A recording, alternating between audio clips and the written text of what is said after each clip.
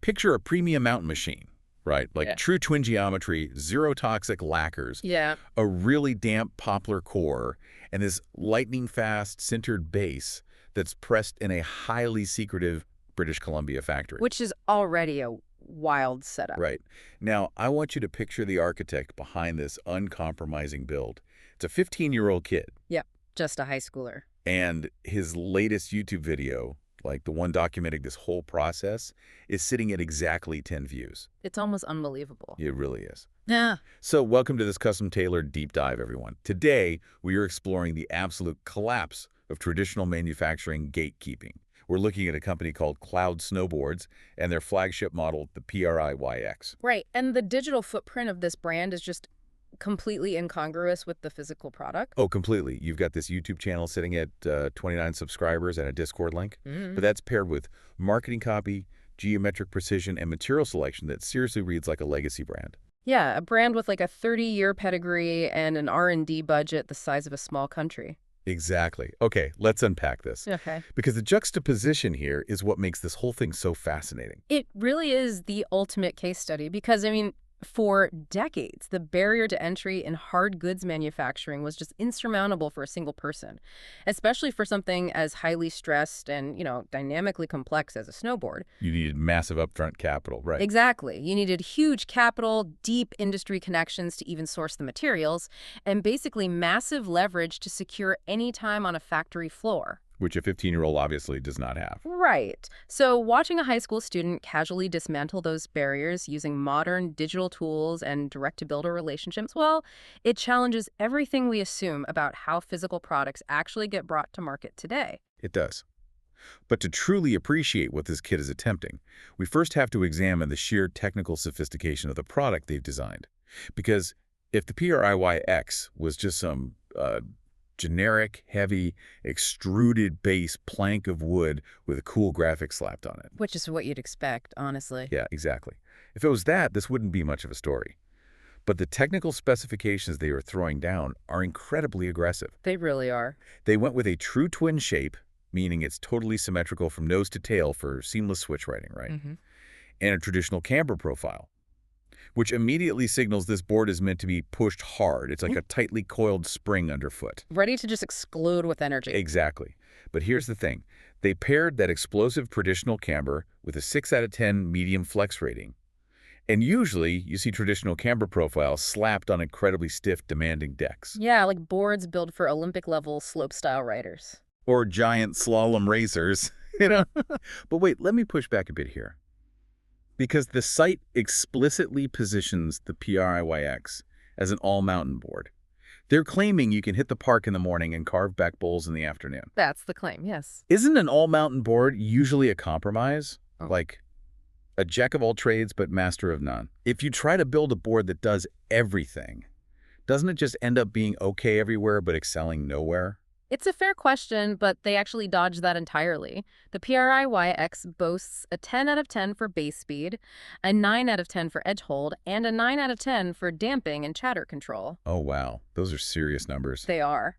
What's fascinating here is how the designer avoids that compromise trap. And the answer lies entirely under the hood, specifically in how they manage kinetic energy and high-frequency micro-vibrations. So dealing with the chatter. Precisely. When you take a medium flex board out of a smooth, groomed park and drop into a steep, icy back bowl, the terrain fights back. You get that terrifying chatter traveling up the edges, into your bindings, and right into your knees. Ugh, I know that feeling. It's like the board is basically skipping across the ice, and you are just holding on for dear life. Right, you're in survival mode, not riding mode. So to combat that, without just making the board stiffer and heavier, which would ruin its park capabilities, they focused on the core. The PRIY X is built around a full-length poplar wood core. Okay, so why poplar specifically? Poplar is fascinating because its grain structure acts as a natural dampening agent. The wood itself absorbs and dissipates those microvibrations laterally across the board before they can even reverberate up to the rider. Wait, really? So the mechanics of the wood itself are pulling double duty here? Exactly. By letting the poplar handle the chatter, the traditional camber can stay locked into the snow. It's an elegant solution. They're using organic material properties to keep the rider in control, maintaining stability at speed without sacrificing that playful flex. That's I mean, that's just brilliant. So the shock is absorbed, but the camber still provides the muscle. You nailed it. But that brings up a really interesting point. To achieve that specific dialed-in ride feel, you can't just pick a pre-made shape out of an overseas catalog, right?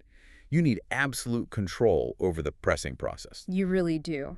Which leads us to the supply chain strategy. And frankly, this is the most secretive, paranoid aspect of this kid's entire operation. Here's where it gets really interesting. Cloud Snowboards is actively keeping their factory in British Columbia a total secret. It's completely under wraps. Yeah, people in their chat, like on their Discord server, are apparently playing detective trying to guess the location. It definitely creates an undeniable mystique, you know? But the philosophy behind the secrecy goes way beyond just marketing. They aren't here to mass-produce cheap boards. They are doing custom-piece builds directly with BC builders. And just tolling from a catalog like everyone else. Right, and you have to contextualize this for the region. The Pacific Northwest, the PNW, has wildly variable conditions. Oh, absolutely. You're dealing with that heavy, wet maritime snowpack. Cascade concrete, they call it. You might start on frozen groomers in the morning, transition to heavy slush as the day warms up, and then suddenly hit deep powder in the trees. So the board has to handle massive fluctuations in temperature and water content on a single run. Exactly. And the PRIY X is built specifically to handle this reality because it's built by people who actually ride those exact mountains. It gives the product absolute authenticity. Which brings us to the materials they're using to survive those conditions. Because the premium materials here are just wild. If you're listening and you know snowboard tech, if you know they were using a sintered IS 7500 base. Sourcing IS 7500 in small batches is honestly absurd. It really is. For you listening, the economics of this usually force independent startups into a corner. Massive raw material suppliers operate on minimum order quantities or MOQs. They don't want to sell you enough base plastic for 20 boards. No, they want to sell you enough for 2,000. Exactly. So small brands are forced to use cheaper extruded bases.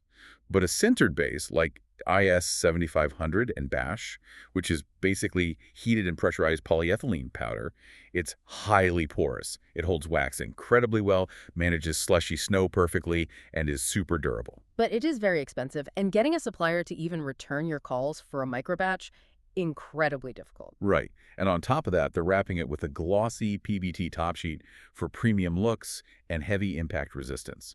This kid isn't just drawing graphics on an iPad. He's negotiating with premium suppliers and navigating MOQs. It reveals a level of supply chain navigation that's almost unheard of for an unproven brand. They're actively rejecting the modern white labeling trend where you just slap a logo on a mass-produced product and opting for the most difficult path possible. It's intentional friction. Right. Which is crazy. But in the process of looking into how these boards are finished, we stumbled into the final piece of the puzzle here. And it reveals a level of ethical maturity that you just do not expect from a teenage startup. We're talking about the chemistry of the lamination process. Yes, the EcoFlex finish. Cloud Snowboards uses 0 toxic lacquers. And, I mean, usually, scrappy startups cut every single corner to save a buck, right? Oh, absolutely. The industry standard epoxies and clear coats are packed with volatile organic compounds, or VOCs. Because they flash dry super fast, which speeds up the assembly line. Right. Drying time is the enemy of factory throughput. Toxic lacquers are cheap and fast. 0 toxic alternatives take longer to cure, they cost more, and they require a more labor-intensive application. So this startup is intentionally choosing the slower, more expensive route. It reads like a Fortune 500 CEO's corporate social responsibility report, but it's a high schooler. And the craziest part, the site explicitly states it's not just about the environment. It says it's better for the builders.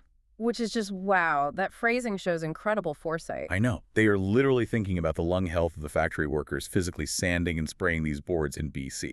This raises an important question about modern manufacturing, because it proves that empathy for the workers and high performance don't have to be mutually exclusive. Yeah, you don't have to accept the collateral damage of toxic manufacturing just to get a fast board. Exactly. Every PRIY X ships with a conscience.